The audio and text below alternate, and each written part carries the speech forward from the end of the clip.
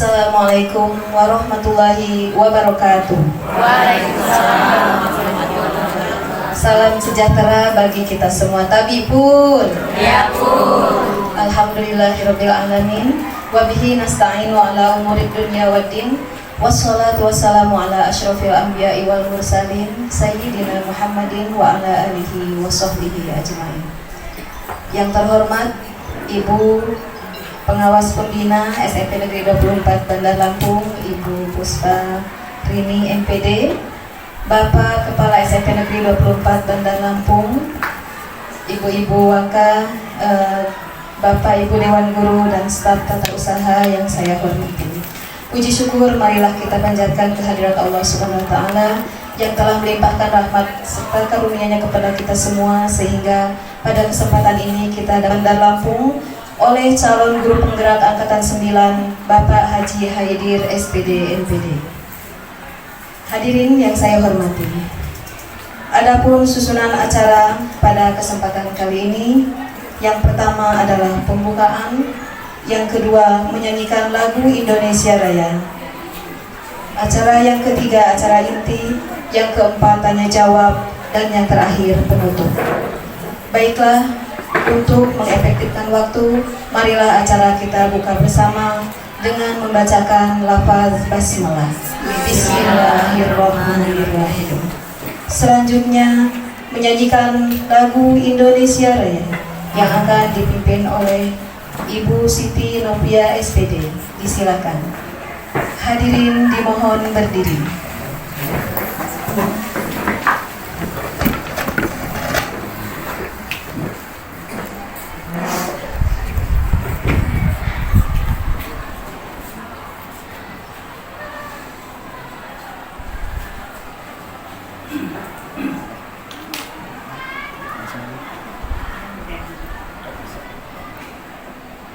Hiduplah Indonesia Raya. Indonesia tanah airku, tanah tumpah darahku. Di sanalah aku berdiri, jadi pandu ibuku. Indonesia kebangsaanku, bangsa dan tanah airku. Marilah kita berseru, Indonesia bersatu. Hiduplah tanahku, hiduplah negeriku, bangsaku, rakyatku semuanya. Bangunlah jiwanya, bangunlah badannya untuk Indonesia Raya. Indonesia Raya, merdeka, merdeka, tanahku, negeriku yang ku cinta. Indonesia Raya, merdeka, merdeka, hiduplah Indonesia Raya. Indonesia Raya, merdeka, merdeka, tanahku, negeriku yang ku cinta. Indonesia Raya, merdeka, merdeka, hiduplah Indonesia Raya.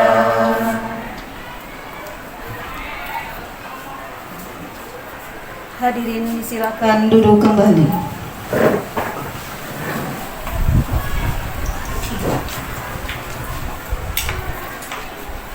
Acara selanjutnya yaitu acara inti yang akan disampaikan oleh Bapak Haji Haidir MPD mengenai budaya positif di SMP Negeri 24 Bandar Lampung. Kepada Pak Haji Haidir, disilakan.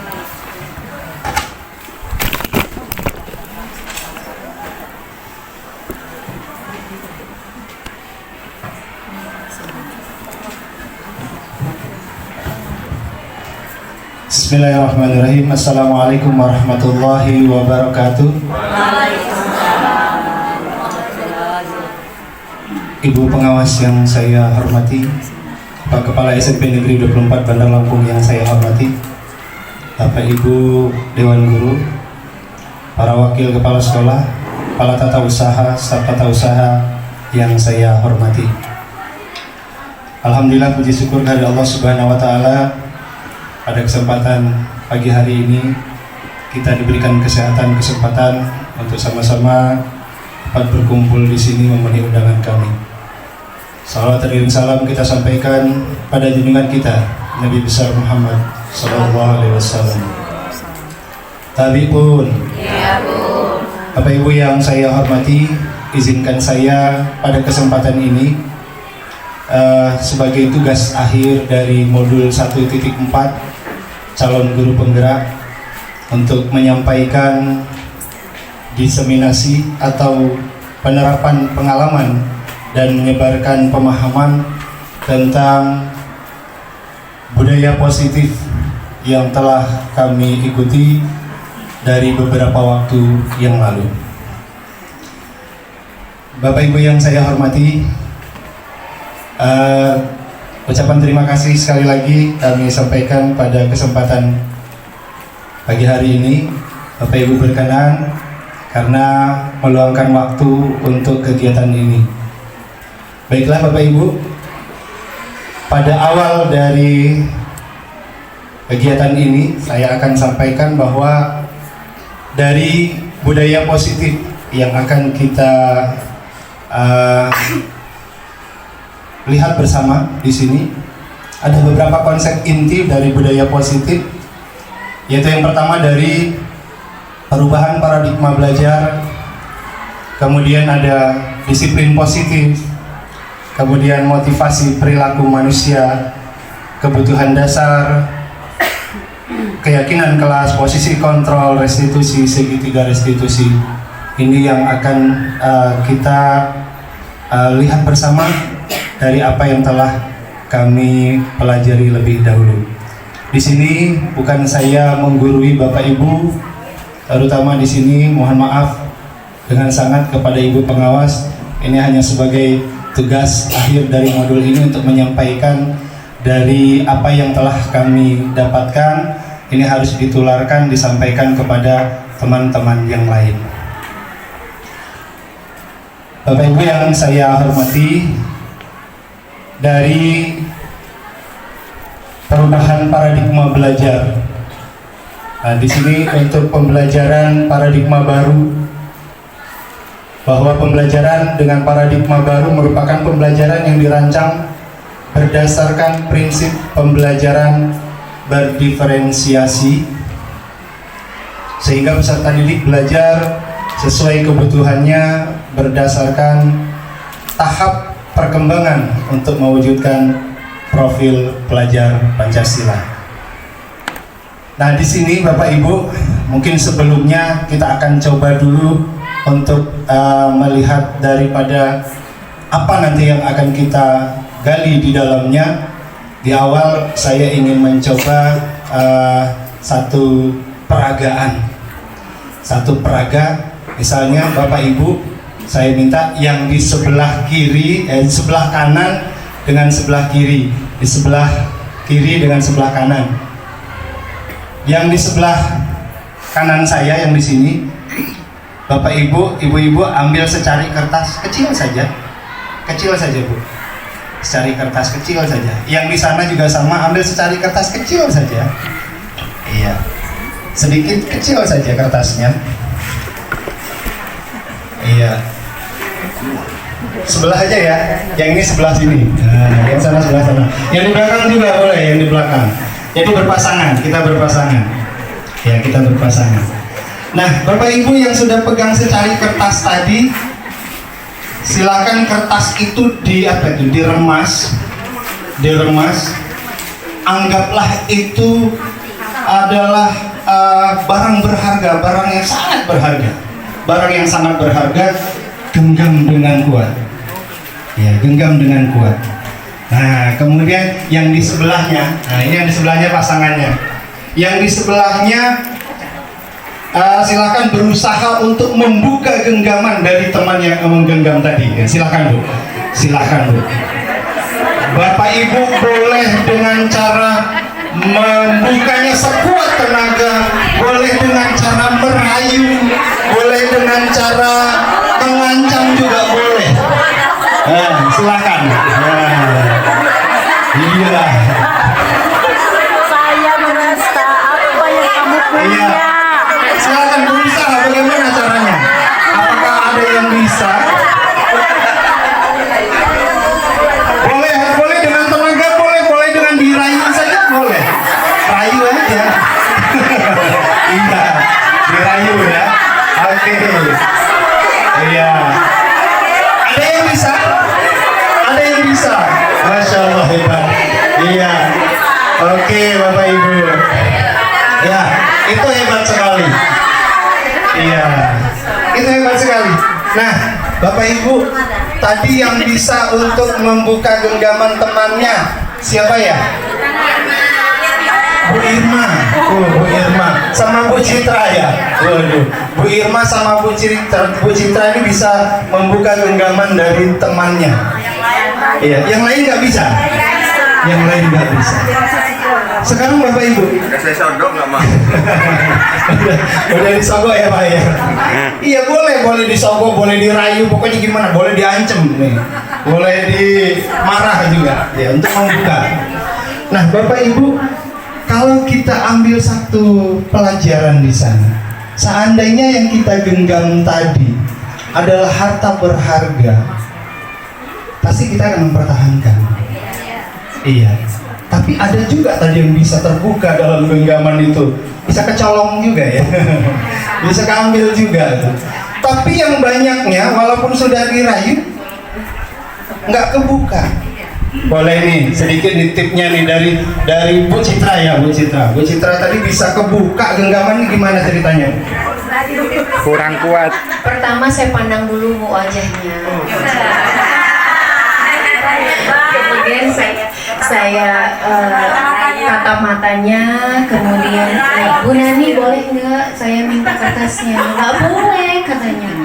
Bagaimana supaya saya bisa dikasih sama ibu? Kamu harus ucapkan dulu Bismillah. Aku mengikuti beliau. Akhirnya aku diberikan kertas. Ya, bagus sekali ya. Ternyata ada juga yang dengan dirayu dikasih juga, diikuti apa maunya, ternyata dikasih juga. Nah seperti itulah Bapak Ibu kalau kita ya. Jadi kita mempertahankan apa yang menjadi prinsip kita. Yang menjadi prinsip kita, kita akan mempertahankan. Kalau memang itu prinsip saya, apakah bisa orang lain untuk mengambilnya? Atau mungkin juga orang lain bisa mengambilnya karena dengan upaya-upaya tertentu. Nah ini kalau kita lihat dari miskonsepsi ya, miskonsepsi teori kontrol. Kalau kita melihat tadi seolah-olah, kalau di sini dari William Glasser ini dia menyatakan ada ilusi guru mengontrol murid. Ilusi guru mengontrol murid. Kita seolah-olah kan bisa mengontrol murid. Tapi sesungguhnya seperti halnya tadi, ibu bisa nggak dikontrol sama temannya? Ayo dong buka, ayo sih dibuka. Nanti saya kasih hadiah kalau udah dibuka. Itu kan berarti kan kita bagaimana caranya mengontrol orang lain.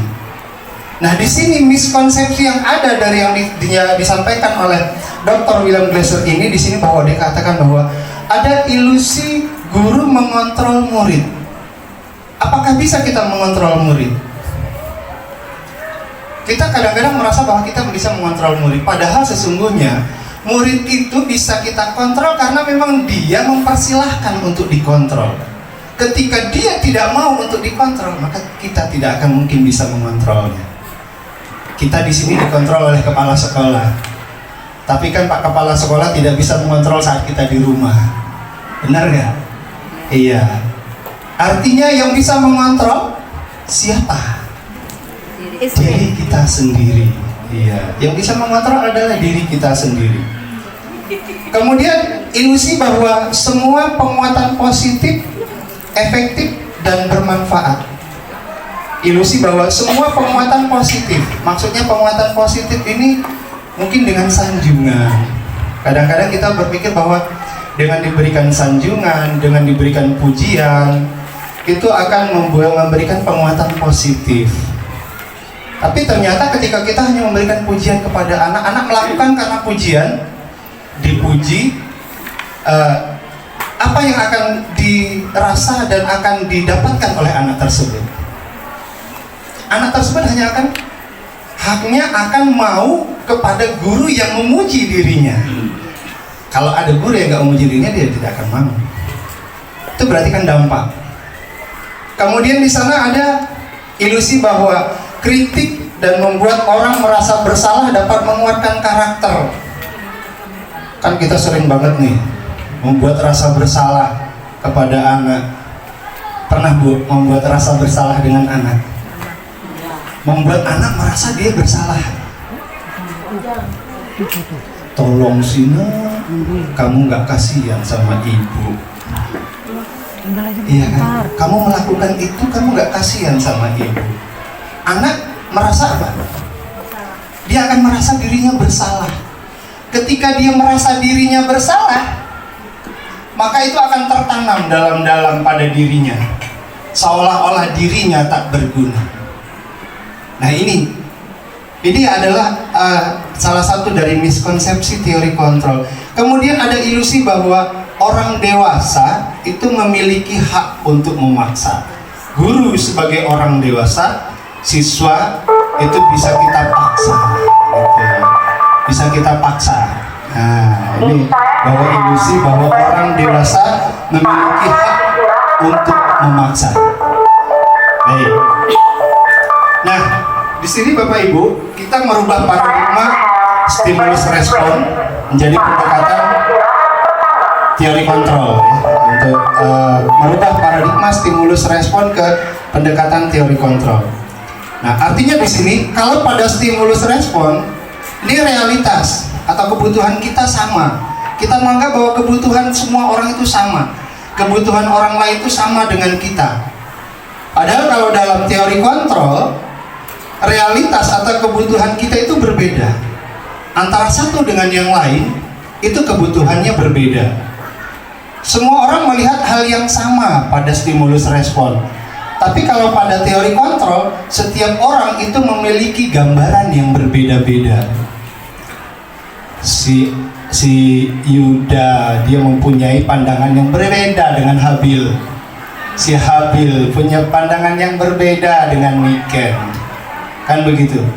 Jadi tidak bisa kita katakan bahwa semua orang itu mempunyai pandangan yang sama. Nah, di sini yang jelas orang lain bisa mengontrol saya, dikatakan di sini pada teori stimulus respon. Orang lain bisa mengontrol saya. Ternyata dalam teori kontrol hanya Anda yang bisa mengontrol diri Anda sendiri. Hanya saya yang bisa mengontrol diri saya sendiri. Jadi orang lain tidak akan bisa mengontrol diri saya, kecuali saya mengizinkan orang lain untuk mengontrol diri saya. Nah, oke. Kemudian di sini pada stimulus respon itu model berpikirnya menang kalah. Ada yang menang, berarti ada yang dikalahkan. Seperti halnya tadi kan, kalau merasa bisa membuka berarti yang membuka menang, yang dibuka berarti merasa kalah. Padahal sesungguhnya pada teori kontrol itu model berpikirnya harusnya menang-menang. Jadi saling menang. Bukan ada yang dikalahkan, tetapi semuanya menang. Nah, ini Bapak Ibu. Baik, disinilah baru kita melihat apa sih kata disiplin itu sebetulnya. Menurut Bapak Ibu nih, kalau kita mendengar kata disiplin, apa itu disiplin menurut ibu-ibu nih? Menurut ibu apa disiplin, Bu? Mengikuti peraturan, patuh, kepatuhan ya terhadap aturan yang ada. Nah, kepatuhan. Nah, di sini disiplin ada beberapa yang bisa kita lihat di sini. Disiplin berasal dari bahasa Latin yang berarti belajar. Disiplin mengacu pada disiplin diri. Artinya seseorang yang memiliki disiplin diri, mereka bisa bertanggung jawab terhadap apa yang dilakukannya karena berdasarkan dengan atau pada nilai-nilai yang diyakininya. Nilai-nilai yang diyakininya. Kita kan punya nilai-nilai yang kita yakini. Kita yakin bahwa itu baik. Kita yakin bahwa itu benar. Nah, itulah keyakinan kita. Disiplin positif ini merupakan salah satu cara penerapan disiplin yang bertujuan untuk menumbuhkan kesadaran serta memberdayakan peserta didik tanpa imbalan penghargaan atau reward, ancaman, dan hukuman. Kadang-kadang kita menerapkan disiplin itu untuk anak-anak supaya apa? Dan anak akan merasa apa? Karena adanya ancaman. Adanya ancaman, adanya hukuman. Kalau tidak melakukan maka akan. Nah, kalau tidak melakukan maka akan. Nah, itu berarti kan yang akan dirasakan seperti itu. Idealnya sebagai pendidik, tujuan kita adalah menciptakan anak-anak yang memiliki disiplin diri sehingga mereka bisa berperilaku dengan mengacu pada nilai-nilai kebajikan universal, nilai-nilai kebaikan yang umum, dan memiliki motivasi intrinsik, bukan ekstrinsik. Motivasi yang datangnya dari diri sendiri. Nah, ini yang masih banyak yang terjadi pada anak-anak kita ini, motivasinya belum intrinsik, masih ekstrinsik, karena ada pengaruh dari luar. Bukan datang dari dirinya sendiri, bukan dari dalam dirinya sendiri. Oke. Nah, nilai-nilai kebajikannya seperti apa? Di sini saya ambil beberapa saja dari nilai-nilai kebajikan yang pernah disajikan. Saya ambil yang di sini ada nilai-nilai kebajikan dari profil pelajar Pancasila. Ada nilai-nilai kebajikan. Beriman, bertakwa kepada Tuhan Yang Maha Esa dan berakhlak mulia. Ya. Beriman, bertakwa kepada Tuhan Yang Maha Esa dan berakhlak mulia. Ini nilai kebajikan. Kemudian mandiri, bernalar kritis, berkebinekaan global, bergotong royong, dan kreatif. Ini yang sudah kita pahami, sudah kita kenal pada profil pelajar Pancasila. Jadi nilai-nilai kebajikan yang ada di dalamnya. Kemudian dari Ibu Primary Youth Program, jadi dari organisasi PYP, di sini mereka juga ada nilai-nilai kebajikan yang mereka yakini bersama.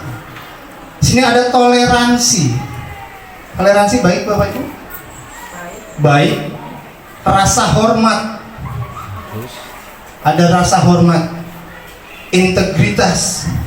Mandiri. Ini ada di dalam profil pelajar Pancasila juga. Menghargai. Antusias. Empati. Kemudian nilai keingintahuan. Rasa ingin tahu. Kalau pada pelajar Pancasila di sini bernalar kritisnya mungkin ya. Ya, lebih cenderung ke bernalar kritis. Kreativitas, kerjasama, gotong royong, percaya diri, komitmen. Ini yang ditawarkan oleh organisasi PYP. Mereka punya nilai-nilai kebajikan seperti ini. Dari keterampilan hidup, ada nilai-nilai kebajikan, dapat dipercaya, lurus hati, pendengar yang aktif, tidak merendahkan orang lain, memberikan yang terbaik dari diri. Memberikan yang terbaik dari diri, bukan mendapatkan apa yang terbaik untuk diri. Nah, jadi kalau kita melihat, mungkin kita juga akan bisa nanti kita akan bisa menggali apa nilai-nilai kebajikan yang ada di sekolah kita. Nilai-nilai kebajikan yang ada di sekolah kita. Ya, nanti kita akan bisa kita kumpulkan bersama dari masing-masing, ya. Mungkin masing-masing guru, masing-masing siswa, mereka akan punya pendapat nilai kebajikan. Jadi bisa kita rangkum untuk menjadi nilai-nilai kebajikan SMP Negeri 24 Bandar Lampung. Atau kalau kita di kelas, kita rangkum menjadi nilai-nilai kebajikan di kelas. Nah, ini nilai-nilai kebajikan. Kemudian kita melihat pada teori motivasi, hukuman dan penghargaan serta restitusi. Seorang ilmuwan Dean Grossen dalam bukunya, ya, dia menyatakan ada 3 motivasi perilaku manusia. Ya, ada 3 perilaku manusia. Yang pertama, untuk menghindari ketidaknyamanan atau hukuman. Perilaku. Orang melakukan sesuatu itu karena menghindari ketidaknyamanan atau hukuman. Contoh, Bapak Ibu, kalau kita naik sepeda motor pakai helm, kenapa? Ada yang mau jawab? Biar nggak ditilang, berarti kan takut hukuman nih. Apalagi keselamatan, ya kan, ini keselamatan. Ada yang takut, saya takut ditilang, nggak pakai helm saya ditilang, berarti kan takut dengan hukuman. Iya kan, seperti itu ya. Untuk menghindari ketidaknyamanan atau hukuman, ini adalah tingkat terendah dari motivasi perilaku manusia. Biasanya orang yang motivasi perilakunya untuk menghindari hukuman atau ketidaknyamanan, ini akan bertanya, apa yang akan terjadi apabila saya tidak melakukannya? Kan seperti itu. Kalau saya nggak melakukannya, apa yang akan terjadi? Ini kan berarti kan, ya, maunya ngomong, kalau saya katakan bahwa hal yang paling mudah apa? Orangnya cuek, cuek ya. Kalau nggak saya lakukan, emang kenapa? Kan gitu ya. Apa yang akan terjadi kalau itu tidak saya lakukan? Ini dampaknya, ya, dari menghindari ketidaknyamanan atau hukuman, perilaku yang pertama. Kemudian yang kedua, untuk mendapatkan imbalan atau penghargaan dari orang lain. Jadi perilakunya untuk mendapatkan imbalan. Satu tingkat di atas motivasi yang pertama. Di sini orang berperilaku untuk mendapatkan imbalan atau penghargaan dari orang lain. Iya. Mereka melakukan sebuah tindakan untuk mendapatkan pujian dari orang lain yang menurut mereka penting dan mereka letakkan dalam dunia berkualitas mereka. Iya. Saya melakukan itu karena saya nanti supaya saya diberikan imbalan atau supaya mendapatkan penghargaan. Satu tingkat di atasnya dari yang pertama tadi. Kemudian yang ketiga, dari perilaku itu sendiri, untuk menjadi orang yang mereka inginkan dan menghargai diri sendiri dengan nilai-nilai yang mereka percaya. Jadi mereka melakukan sesuatu karena nilai-nilai yang mereka yakini dan mereka hargai. Jadi yakin bahwa pakai helm tadi, yakin bahwa itu untuk keselamatan, bukan karena takut ditilang, bukan karena biar dibilang polisi bahwa tertib lalu lintas, kan seperti itu ya. Mereka melakukan ini karena nilai yang mereka yakini dan mereka hargai, dan mereka melakukannya karena mereka ingin menjadi orang yang melakukan nilai yang mereka yakini tersebut. Mereka yakin, mereka lakukan, bukan karena ada apanya, tapi karena mereka melakukannya karena mereka yakin itu harus dilakukan. Oke. Kemudian apa bedanya hukuman, konsekuensi, dan restitusi? Kalau hukuman, mungkin di sini hukuman ya yang sering kita terapkan. Nah, hukuman di sini. Ini kalau hukuman tidak terencana atau tiba-tiba. Kemudian murid tidak tahu apa yang akan terjadi atau tidak dilibatkan. Sifatnya satu arah. Kemudian berupa hukuman fisik atau psikis. Sering mungkin kita ataupun masih ada yang melakukan hukuman. Kalau hukuman biasanya berbentuk fisik, ya. Hukuman ini dia bentuknya fisik atau psikis, ya. Kalau konsekuensi dia terencana, disepakati bersama. Kalau hukuman tadi kan nggak disepakati bersama, kita punya peraturan. Kalau tidak melakukan ini maka akan diberikan hukuman ini. Yang diberi hukuman tahu nggak sebelumnya? Tidak tahu. Tapi kalau konsekuensi terencana, disepakati sesuai peraturan bersama. Kita bersama siswa membuat konsekuensi di kelas. Berarti konsekuensi ini kita buat bersama antara guru dengan siswa. Kemudian murid tetap dibuat tidak nyaman.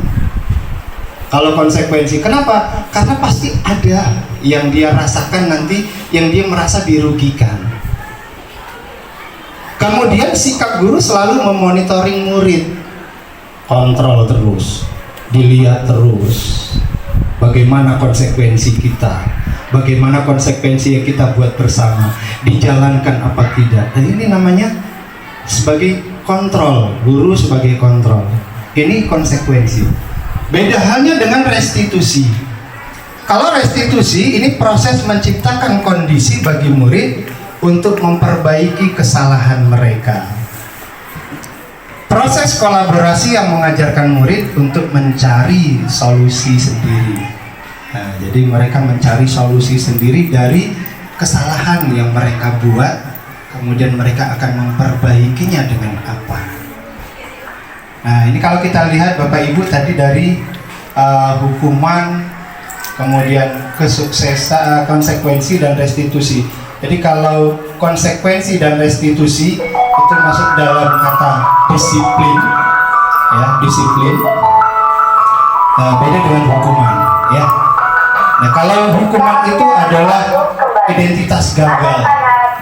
Jadi dikatakan identitas gagal di sini, ya, karena memang anak itu secara fisik dan psikologisnya itu mereka akan menuju ke hal-hal yang negatif, banyak yang negatifnya. Kalau konsekuensi, walaupun ada juga negatifnya, ya. Oke, kita coba lihat di sini, Bapak Ibu, kita bedakan mana sih kira-kira bedanya hukuman sama konsekuensi.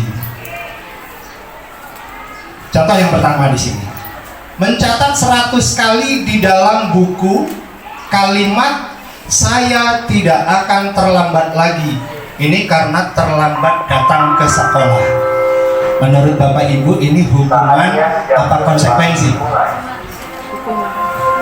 Hukuman. Oke, kita simpan. Yang kedua, lari mengelilingi lapangan basket 2 kali karena terlambat hadir di sekolah. Hukuman. Hukuman, kita simpan, ya. Oke.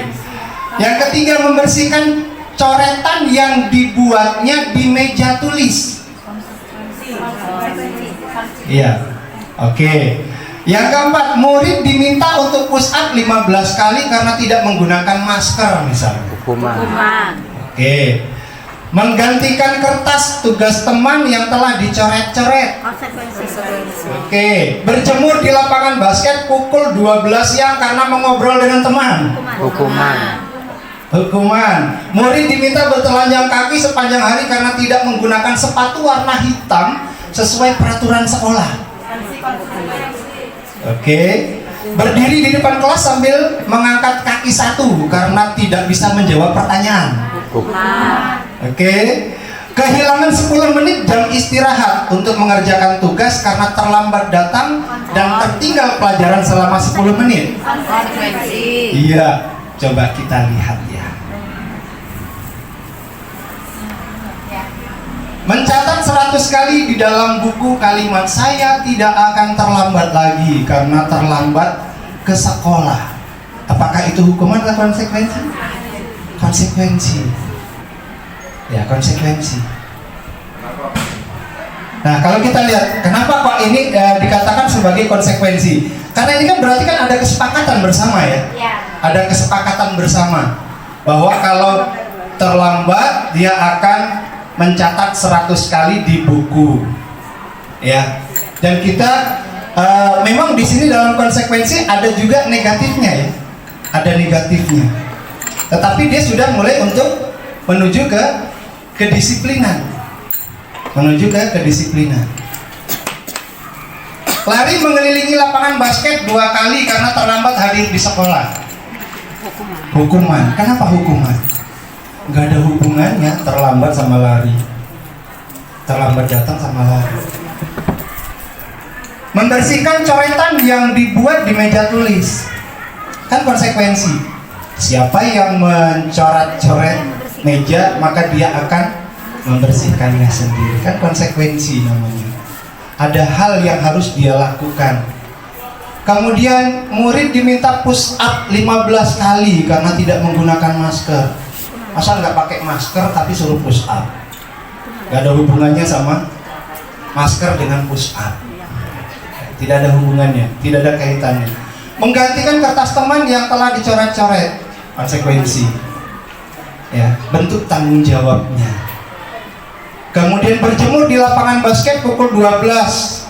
Jam 12 siang Bapak Ibu dijemur lapangan basket karena mengobrol dengan teman. Ngobrol sama teman walaupun di pelajaran, kemudian kita jemur jam 12 siang. Itu kan namanya hukuman. Kemudian berdiri di depan kelas, atau murid diminta bertelanjang kaki sepanjang hari karena tidak menggunakan sepatu warna hitam sesuai peraturan sekolah. Nah, ini kan merupakan satu hukuman. Iya. Dan sebagainya, mungkin kita lihat di sini. Kalau tadi yang 8 berdiri di depan kelas itu adalah hukuman. Yang konsekuensi membersihkan tumpahan air di meja karena tersenggol pada saat belajar. Ini konsekuensi. Ada bentuk tanggung jawab. Ya, ada bentuk tanggung jawab yang dilakukan dari apa yang telah dia lakukan. Kehilangan 10 menit jam istirahat untuk mengerjakan tugas karena terlambat datang. Karena dia terlambat datang, dia akan diberikan konsekuensi waktu bahwa nanti pada saat istirahat, karena terlambat 10 menit, maka saat istirahat 10 menit tinggal di kelas untuk memahami pelajaran yang tertinggal selama 10 menit. Bentuk tanggung jawab. Karena dia terlambat mengikuti pelajaran 10 menit, maka pada saat jam istirahat dia akan ditinggal di kelas untuk mempelajari yang 10 menit tadi yang tertinggal. Nah, ini. Baik. Apa kemudian kalau kita lihat dengan penghargaan? Mungkin kalau dulu kita kan masih senang dengan memberikan penghargaan. Bagaimana dengan penghargaan itu sendiri? Di sini ilmuwan Al-Fiqh dia juga menyampaikan bahwa mengemukakan baik penghargaan maupun hukuman adalah cara-cara mengontrol perilaku seseorang yang menghancurkan potensi perilaku seseorang, menghancurkan potensi untuk pembelajaran yang sesungguhnya. Kenapa kok kita memberikan penghargaan itu justru menghancurkan potensi untuk pembelajaran yang sesungguhnya? Mungkin Bapak Ibu ada yang punya pendapat? Dengan kita diberikan penghargaan, kita memberikan penghargaan, justru ini akan menghancurkan potensi untuk pembelajaran. Ada? Yang di belakang mungkin? Ya, silakan Bu. Jadi dengan adanya hadiah ataupun reward yang diberikan kepada siswa, contohnya ketika dia bisa menjawab terus kita kasih reward, jadi dia akan terkesan mengandalkan bahwa besok berarti harus ada hadiahnya. Kalau nggak ada hadiahnya ataupun rewardnya, siswa akan akan menghancurkan potensi yang sebenarnya dia bisa lebih daripada itu. Iya, bagus sekali. Kita kasih hapus dulu. Iya. Jadi kalau anak itu kita terbiasakan dengan dia, nah kalau kamu bisa, saya akan berikan ini. Kalau kamu bisa, saya akan berikan ini. Maka dia akan selalu terbiasa bahwa saya akan melakukan itu kalau saya mendapatkan. Kalau tidak mendapatkan, dia akan protes nantinya. Begitu dia tidak mendapatkan, dia tidak akan mau lagi melakukan. Atau kemungkinan yang kedua adalah dia akan menjadi ketergantungan. Kalau nggak ada hadiah saya nggak mau, kan gitu ya. Kalau nggak adanya nggak mau saya. Kalau ada hadiahnya, oke, saya lakukan. Tapi kalau tidak, ayo nanti dulu lah. Ini dampaknya bahwa dikatakan oleh si Alfikon ini bahwa dengan memberikan penghargaan itu kepada siswa ternyata justru menghancurkan potensi untuk pembelajaran yang sesungguhnya. Maka kalau kita lihat di kurikulum Merdeka kan sekarang tidak ada reward ya Bapak Ibu ya, tidak ada reward. Kalau dulu kan kita berikan reward kepada anak, maka di kurikulum Merdeka itu tidak ada reward. Kita biasakan bahwa anak-anak itu akan memunculkan dari dalam dirinya sendiri intrinsiknya yang kita bangun, bukan hanya terpaku dengan ekstrinsiknya. Kalau dia hanya terpaku dengan ekstrinsiknya, dia akan selalu ketergantungan dengan yang ada faktor dari luar tadi. Dari dalam dirinya dia akan tidak akan muncul. Oke, saya lanjut. Nah, di sini ada keyakinan kelas. Tadi saya sampaikan bahwa ada keyakinan kelas. Bahwa idealnya kita Bapak Ibu di kelas kita membuat keyakinan kelas. Ya. Nah, keyakinan kelas ini bisa kita buat kalau tadinya kita sudah membuat nih. Tadinya di awal mungkin kita sudah buat konsekuensi kelas yang kita sepakati bersama, kemudian kita buat menjadi keyakinan kelas. Murid perlu mendengarkan dan memahami arti sesungguhnya tentang peraturan-peraturan yang diberikan. Jadi bukan peraturan searah. Pokoknya peraturannya seperti ini. Namanya searah. Kamu yang di sini harus mengikuti aturan yang ada. Anak tidak tahu. Dan dia tidak memahami sesungguhnya tentang peraturan itu apa. Nilai-nilai kebajikan yang dibalik peraturan tersebut apa? Itu harus kita sampaikan kepada anak. Jadi peraturan ini ada nilai kebajikannya apa? Ya, kemudian tujuan utamanya sehingga bukan hanya sekedar mengikuti serangkaian peraturan yang mengatur mereka tanpa memahaminya. Ya kan? Itu tadi yang saya katakan bahwa pokoknya, kalau udah pokoknya ini kan itu yang repot ya Bapak Ibu ya. Pokoknya ini aturan sekolah kita. Pokoknya ini aturan kelas kita. Siapa yang melanggar aturan kelas? Nah, ini kan yang namanya sudah pokoknya. Murid tidak tahu apa nilai kebajikan yang ada di dalam peraturan tersebut. Nah, kalau kita buat dalam restitusi, maka anak akan tahu nilai kebajikan apa yang ada di dalamnya, sehingga ia yakini bahwa itu adalah nilai kebajikan. Kalau dia sudah meyakini bahwa itu nilai kebajikan, maka dia walaupun dia melanggar nilai kebajikan itu, kita akan mengingatkan, oh ini adalah nilai kebajikan yang dilanggar. Bagaimana bentuknya, dia akan memperbaiki dari aturan mungkin yang tadi yang sudah disepakati bersama. Baik, kita lanjut. Bagaimana pembentukan keyakinan kelas di sini bersifat abstrak, ya Bapak Ibu, kemudian berupa pernyataan universal umum. Ya, bentuknya umum, dibuat dalam bentuk kata positif. Jadi kalau keyakinan kelas itu kalimatnya digunakan kalimat positif, tidak ada kalimat negatif. Jadi bukan kata-kata dilarang, itu tidak ada kata dilarang. Dilarang itu kan negatif ya Bapak Ibu. Ya, dilarang itu tidak boleh, tidak diperkenankan, itu kan bahasa negatif. Maka kita buat dalam bahasa yang positif. Tidak terlalu banyak, biar murid juga nggak bingung kebanyakan keyakinan kelas. Kemudian sesuatu yang dapat diterapkan di lingkungan sekolah, melibatkan semua warga kelas, meninjau kembali dari waktu ke waktu. Jadi bukan karena kita sudah membuat keyakinan kelas bahwa keyakinan kelas itu akan berlaku selamanya, tidak. Jadi keyakinan kelas itu perlu kita tinjau kembali. Mungkin setelah 1 bulan, oh ada keyakinan kelas yang ini anak-anak sudah bagus keyakinan kelasnya, ada yang perlu ditambah atau ada yang perlu kita revisi. Ya. Selanjutnya kita akan melihat bagaimana kebutuhan dasar manusia dan dunia berkualitas. Pada manusia kita ada 5 kebutuhan dasar. Yang pertama ada kebutuhan bertahan hidup. Nah, ini kebutuhan bertahan hidup. Nah, Bapak Ibu ya, bertahan hidup. Nah, ini sangat penting. Kalau kebutuhan bertahan hidup ini berarti kan hubungannya dengan apa ini? dengan perut, makan, rumah, ya kan? Ya kepentingannya itu kan namanya bertahan hidup. Kebutuhan bertahan hidup berkaitan dengan sifat fisiologis, fisik. Di antaranya makan, tempat untuk berlindung, beristirahat, keamanan, kesehatan. Nah ini kebutuhan untuk bertahan hidup. Kemudian yang kedua ada kebutuhan kasih sayang dan rasa diterima.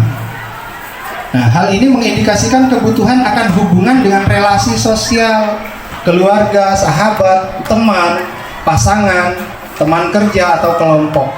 Kebutuhan ini melibatkan ketulusan dan kehangatan di dalamnya. Kalau kita mendapatkan kebutuhan kasih sayang ini terpenuhi, ya, kalau terpenuhi, maka ini dia akan merasakan bahwa dalam sosial, keluarga, sahabat dan teman serta pasangan dan teman kerja ini dia akan merasakan nyaman. Kemudian ada kebutuhan pengakuan atas kemampuan. Kebutuhan ini berkaitan dengan kekuatan untuk menggapai sesuatu, kompetensi. Seseorang menjadi terlihat kompeten, berprestasi, memimpin, terampil, didengar dan diakui.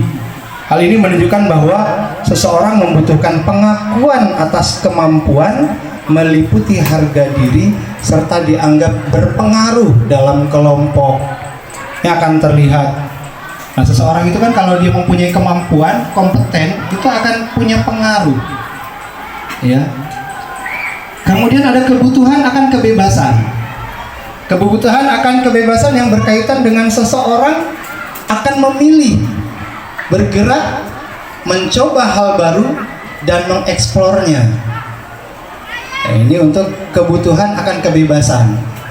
Kalau orang yang terbelenggu, berarti kan kebutuhan akan kebebasannya itu yang tidak terpenuhi. Kemudian ada kebutuhan akan kesenangan.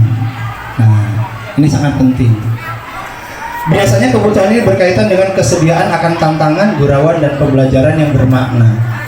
Kalau kebutuhan akan kesenangan ini tidak terpenuhi, jangankan siswanya Bapak Ibu, gurunya saja kalau kebutuhan untuk kesenangannya tidak terpenuhi, kira-kira gimana ngajarnya? Di kelas. Ya datang ke kelas karena lagi nggak seneng, lagi nggak mood, lagi banyak masalah, ya kan? Dan itu dibawa ke dalam kelas. Akhirnya apa? Wah, merengut, cari kesalahan siswa, marah-marah. Iya, tanggal tua lagi. Iya Bapak Ibu ya. Apalagi dengan siswa. Jadi dengan siswa, bagaimana siswa itu kebutuhan akan kesenangannya itu bisa terpenuhi. Nah inilah dari 5 kebutuhan dasar manusia. Nah coba kita lihat di sini. Ada jawaban Dinda nih. Ya, coba kita menganalisa sedikit. Ibu guru bilang aku tidak boleh bersenandung sewaktu mengerjakan tugas. Katanya kelas harus tenang, tidak ada suara. Kan nggak seru jadinya. Jadi kalau Dinda berkata seperti ini, apa yang tidak terpenuhi dari 5 kebutuhannya tadi? Ya, oke. Yang kedua, ibu guru tidak menyapaku hari ini. Padahal aku pakai jepit rambut baru. Iya kan? Iya. Kemudian aku bosan. Masa belajarnya cuma gitu-gitu aja, dengerin ibu guru aja. Iya. Ini ungkapan dari anak. Aku sebel, gambarku tidak rapi, malah bu guru menunjukin ke teman-teman di depan kelas. Sebel katanya. Kemudian di sana aku merasa bangga dan keren. Mungkin kalau kita sejenak sepintas melihatnya bahwa ini, ih, sombong banget gitu ya. Tapi kebutuhan apa nanti akan kita lihat. Menurut Bapak Ibu apa ini? Pengakuan. Biar bisa jalan-jalan naik mobil sama teman-temanku. Ya, biar bisa naik mobil, jalan-jalan sama teman-temanku. Itu apa kebutuhan dasarnya? Kemudian aku senang bisa pergi ke tempat-tempat yang aku suka. Nah, kebebasan. Menyetir mobil itu seru. Kita lihat, ternyata dari Bu Guru tadi yang mengatakan bahwa kata Dinda, kata Bu Guru, di kelas itu nggak boleh ada suara, nggak boleh berisik, harus tenang, sunyi, senyap seperti kuburan. Kan anak saja bisa berpendapat seperti itu, ya kan nggak seru katanya, karena nggak semua siswa mau dalam kelasnya seperti itu, sunyi, nggak ada suara. Mungkin juga ada guru yang dikatakan belajar kalau suasana kelasnya hening tanpa suara. Yang boleh bersuara hanya bapak, yang boleh bersuara hanya ibu, kalian cukup diam. Nah, kata anak, ini kan berarti kesenangannya, kebutuhannya untuk kesenangan ini tidak terpenuhi, gak seru, kata anak. Bu Guru tidak menyapaku hari ini, padahal aku pakai jepit rambut baru. Ya itu kan berarti kasih sayang dan rasa diterima. Oh, dia pingin ada rasa kasih sayang dari gurunya, melihat, aduh Irma hari ini pakai jepit baru ya, kan gitu ya. Iya, Irma pakai jepit baru, rambutnya kayak pangkuda, dikasih jepit baru. Oh enggak ya? Iya. Oke, kemudian aku bosan masa belajarnya gitu-gitu aja, dengerin ibu guru aja, kan? Ada yang tidak terpenuhi kebutuhannya, kebutuhan dasarnya, yaitu tentang kebebasan dirinya. Bu, nggak seru kalau cuma dengerin aja, Bu. Yang lain dong. Kan itu udah biasa kalau cuma dengerin ibu. Kami ingin yang lain. Berarti kan ingin ada kebebasan, kebutuhannya, ya. Aku sebel gambarku nggak rapi malah ditunjukin ke teman-teman. Ini apa namanya? Ya kan? Berarti di sini kan dia mengatakan bahwa penguasaan dirinya, kompetensi dirinya, dia merasa bahwa gambar itu nggak bagus. Kok ditunjukin? Berarti kan, ya penguasaannya itu, kekuasaannya itu yang dia nggak dapatkan gitu ya. Yang dia inginkan adalah, ya udah lo kalau nggak bagus jangan ditunjukin, masa nggak bagus malah ditunjukin, kan gitu ya. Nah ini dan seterusnya Bapak Ibu. Bagaimana dari hal-hal tadi yang kita anggap bahwa dari 5 kebutuhan dasar tadi yang ada dalam pikiran masing-masing anak itu akan menjadi dunia berkualitasnya anak. Nah, dunia berkualitas di sini adalah tempat khusus dalam pikiran, tempat menyimpan gambaran representasi dari semua yang ia inginkan. Ya, bisa berisi orang-orang, hal-hal apa saja yang terbaik dalam hidup, dan membuat merasa bahagia dan terpenuhi kebutuhan dasar. Inilah yang dikatakan dunia berkualitas. Kita ciptakan pada anak-anak kita bahwa mereka nantinya akan ada dunia berkualitas. Ketika dia saat ini dia belajar dengan kita, ada masa-masa orang-orang atau saat-saat atau momen-momen tertentu yang dia simpan. Dia simpan di dalam memori, di dalam memori pikirannya. Nah, ini akan menjadi dunia berkualitas bagi siswa. Dan yang terakhir mungkin dari kita, ya, siapa orang-orang yang penting dalam hidup kita, yang mungkin ada dalam dunia berkualitas kita. Mungkin kita sebagai guru, atau mungkin kita juga sebagai siswa dulunya. Orang-orang yang mungkin paling penting dalam hidup kita. Mungkin sampai dengan saat ini kita walaupun sudah menjadi guru, ada seseorang guru kita yang masih kita ingat sampai dengan sekarang, padahal itu guru SD kita. Guru SD kita saat itu. Saya ada satu guru yang masih saya ingat sampai dengan sekarang. Guru SD saya waktu itu kelas 4. Sampai saat ini kan masih ada yang apa ya? Inilah yang namanya dunia berkualitas itu yang masih ada dalam pikiran kita. Orang ataupun momen tertentu, ya, ataupun hal-hal tertentu yang kita ingat dalam memori kita. Nilai-nilai kebajikan apa yang sudah diberikan. Itu yang akan tersimpan, dan yang tersimpan rapi menjadi dunia berkualitas buat kita. Nah, Maka Bapak Ibu, bagaimana kita menciptakan dunia berkualitas untuk anak-anak kita? Nah, sekarang kita lihat ada 5 posisi kontrol. Ya, 5 posisi kontrol kita sebagai guru.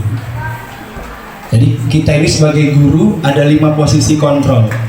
Yang pertama, sebagai penghukum. Yang kedua, sebagai pembuat rasa bersalah. Yang ketiga, kita kadang merasa seperti teman. Yang keempat, sebagai pemantau. Dan yang kelima, manajer. Nah, seperti apa kita? Mungkin kita bisa bertanya sendiri. Ya, mungkin di sini saya mungkin tampilkan sedikit ya.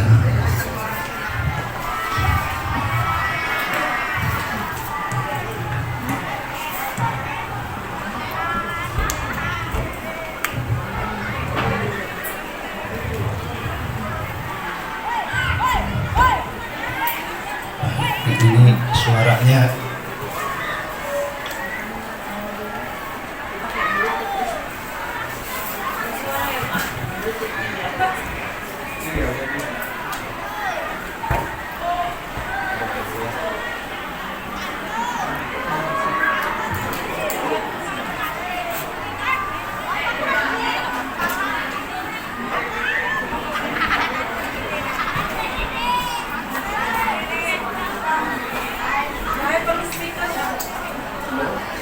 udah pakai itu sebetulnya. Kalau nggak di sini ada Aja ya Bapak Ibu ya, karena itu ternyata nggak terkonek. Tadi sudah dicoba, sudah terkonek, ternyata iya, ternyata masih nggak terkonek juga.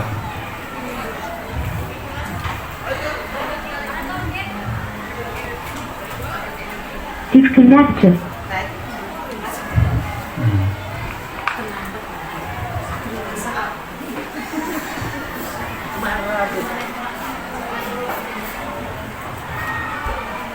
Connected.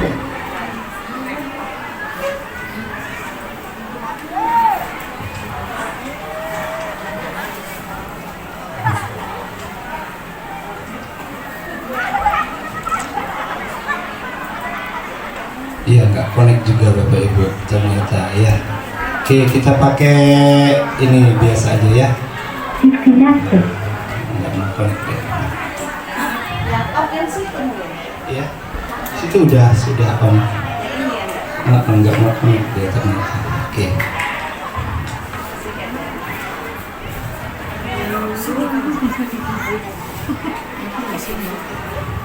Iya Bu.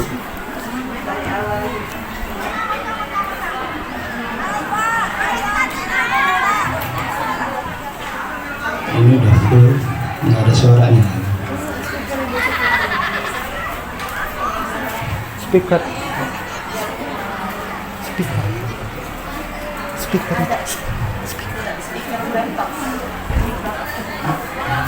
Udah full. Pause tarik.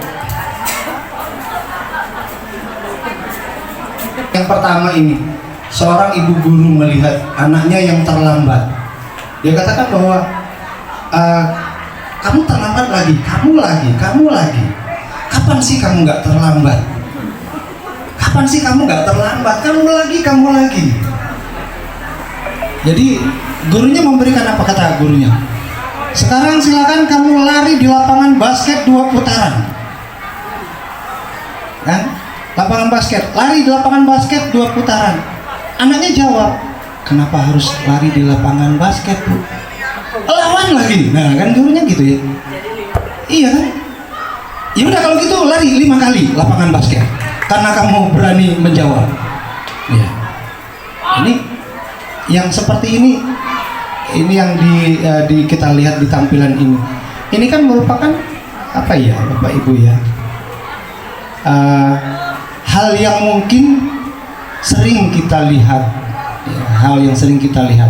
Kalau di sekolah kita kan nggak ada, ya. Kalau di sekolah kita kan tidak ada. Jadi anak yang terlambat disuruh lari lapangan 2 kali, malah lari lapangan 5 kali. Nah kemudian di sini dibandingkan ada datang terlambat lagi. Apa kata gurunya? Naren, kamu lagi nak. Kamu lagi nak, bagaimana kalau kamu lagi? Nanti kalau kamu dilihat kepala sekolah bagaimana? Kamu nggak kasihan ibu Tana? Kamu nggak kasihan ibu ya nak? Ini kan artinya seorang ibu itu menyatakan bahwa seolah-olah anak itu langsung diberikan rasa bersalah. Ibu ini memberikan menjadi rasa bersalah, membangkitkan rasa bersalah untuk anak. Kalau tadi kan yang pertama dikasih hukuman. Nah kalau yang kedua ini kan anak merasa maaf bu. Jadi anak merasa, oh saya ini nggak ada gunanya. Saya membuat salah. Saya membuat kesal guru saya. Nah kan gitu ya. Jadi saya ini tidak berguna. Nah, seperti itu. Nah kemudian ini yang ketiga. Naren masih dengan nada yang sama. Ya. Nah katanya apa? Sekarang udah jam berapa nak? Kita masuk jam berapa? Jam 7 bu. Sekarang jam berapa? Jam 7.30. Kenapa kamu datang terlambat nak? Dan bangunnya kesiangan. Kenapa bangun kesiangan? Karena tadi malam begadang. Dan ibu gurunya memberikan solusi. Jadi kata anaknya, walaupun saya lari kencang bu. Jadi menurut ibunya, terus yang menyebabkan kamu seperti itu apa?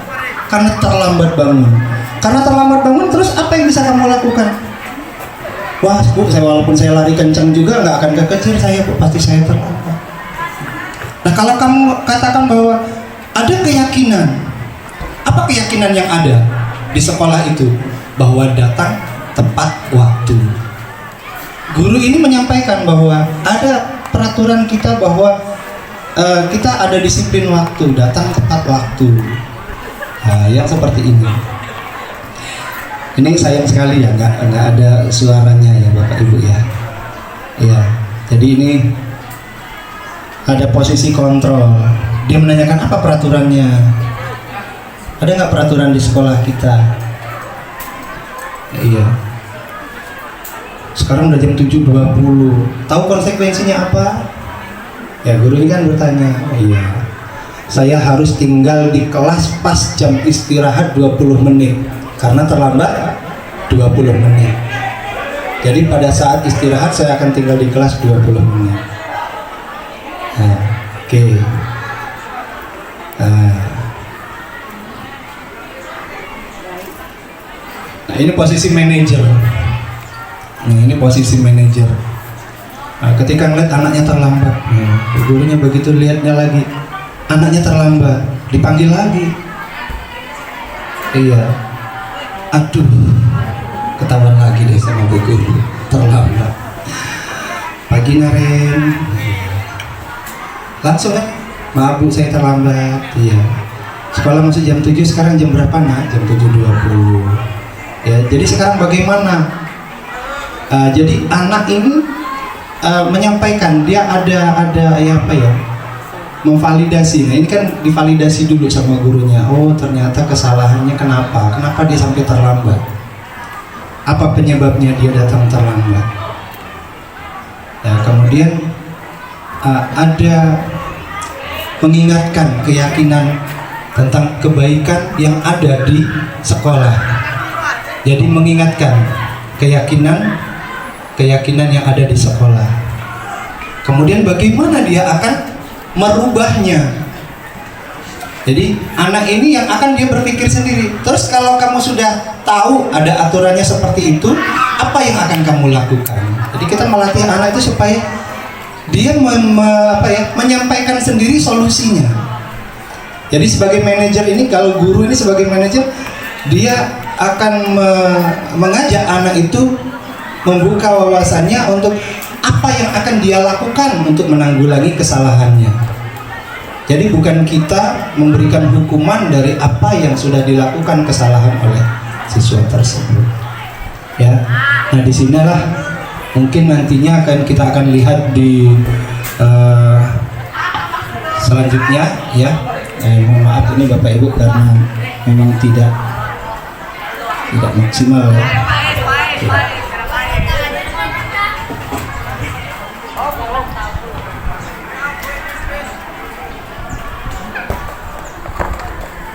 sebagai penghukum, guru sebagai penghukum, guru sebagai pembuat rasa bersalah. Dia akan berlaku seperti teman, dan dia juga akan berlaku seperti pemantau yang memantau, dan juga akan berlaku seperti halnya manajer. Nah, dari kelimanya ini kita lihat, coba ada kasus siswa yang tidak mengerjakan tugas. Nah, siswa yang tidak mengerjakan tugas, kemudian siswa itu diberikan lari keliling lapangan 3 kali. Ini berarti masuk dalam hukuman, ya.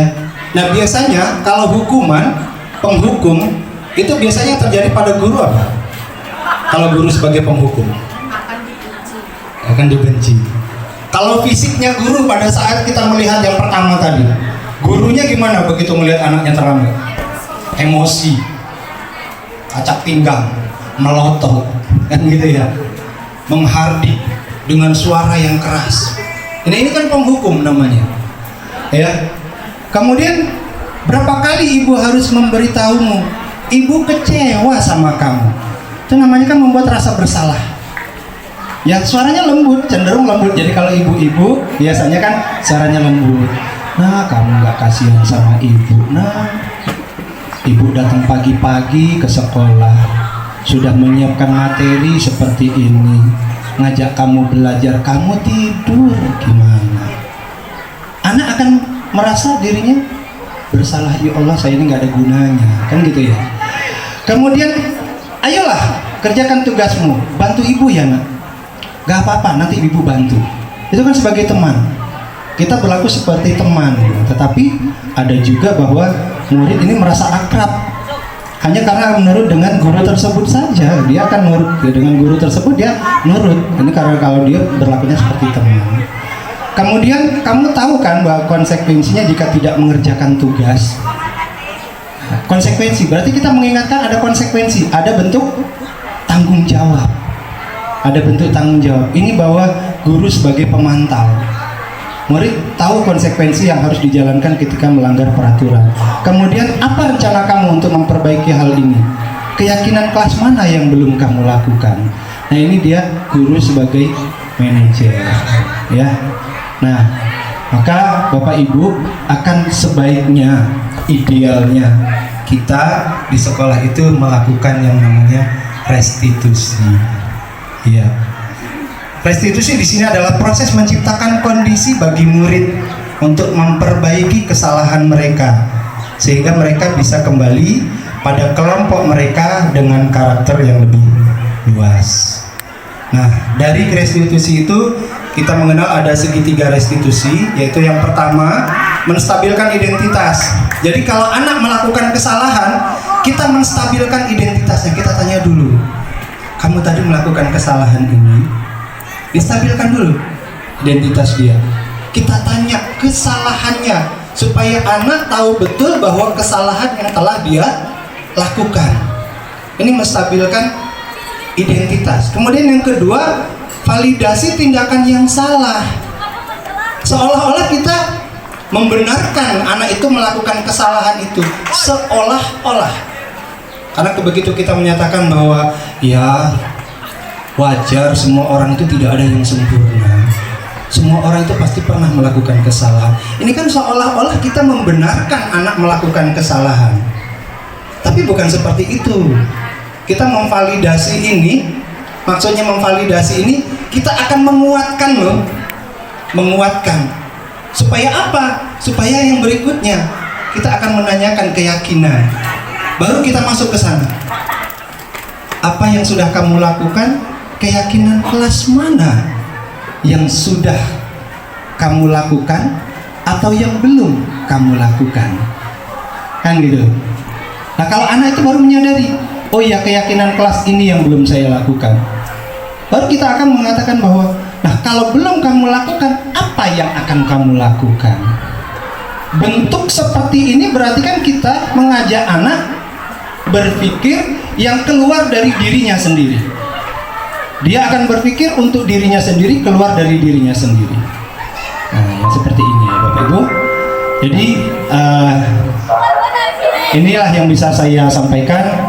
untuk budaya positif saat ini akan lebih baik. Sebaiknya kita akan melakukan restitusi kepada siswa kita ketika siswa kita melakukan hal-hal yang mungkin menurut kita melanggar aturan yang ada di sekolah kita, dan mari kita tanamkan budaya-budaya positif, kita gali budaya-budaya positif dari anak, dari guru, dari semua stakeholder yang ada di SMP 24 Bandar Lampung ini, yang kita jadikan menjadi budaya positif keyakinan sekolah. Nah, budaya positif yang ada di sekolah menjadi keyakinan sekolah.